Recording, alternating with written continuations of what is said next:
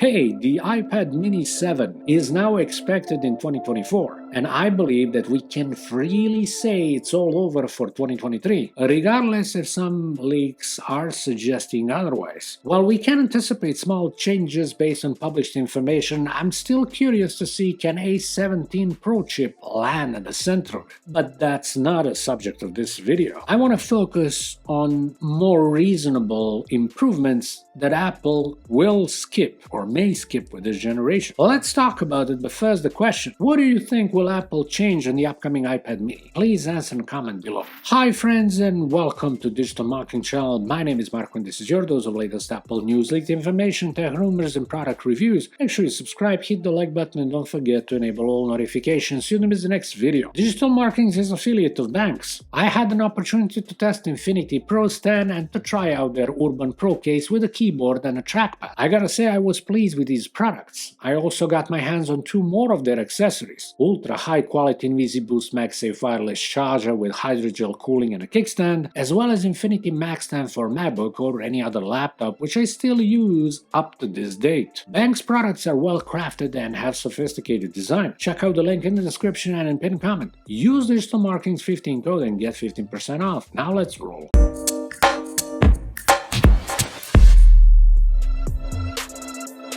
Ever since its arrival, iPad mini 6 was one of the best-selling tablets until we've reached the second half of 2022 when its sales started to collapse. And this wasn't because of its specs were bad. The biggest criticism this model received was for its screen, at least by one number of consumers that were experiencing something called jelly scrolling effect due to the way it's built. Even a lawsuit has been filed, but Apple didn't give up from their stand that this is just a normal behavior on LCD. On the other hand, majority didn't find this as an issue, so it didn't make a noticeable impact on the sales of this tablet. But this doesn't exclude the fact there may be a large group of consumers that is expecting better display on its successor, some even anticipating between 90 and 120 Hz screen refresh rate. And while Apple may opt to rotate its display controller in attempts to minimize wobbling screen effect, iPad mini with ProMotion display and its increase in size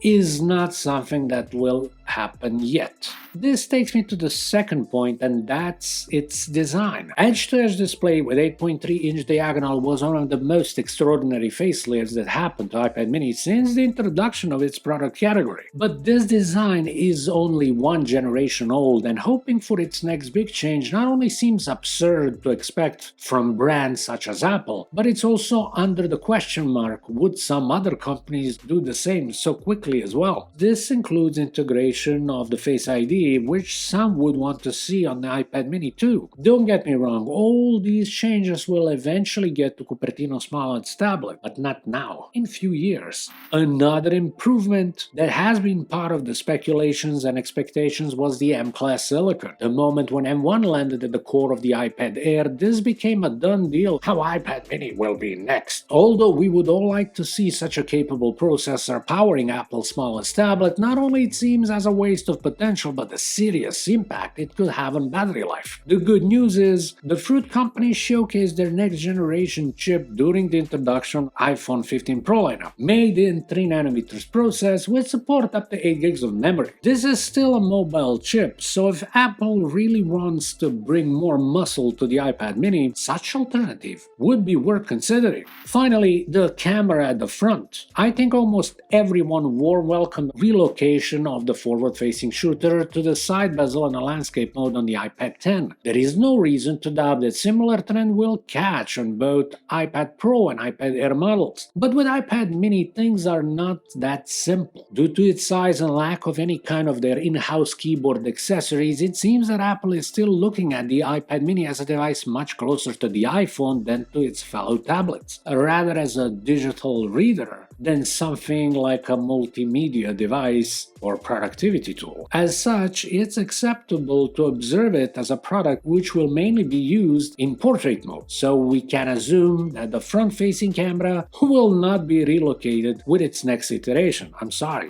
But that was my take on what Apple may skip with the next iPad mini? Feel free to share your thoughts in the comment section below. I hope you had a good time watching this video. If you did, please subscribe, slap that thumbs up, and turn on all notifications. Thank you so much for watching Digital Marketing's content. My name is Marco. Talk to you soon. Have an excellent day.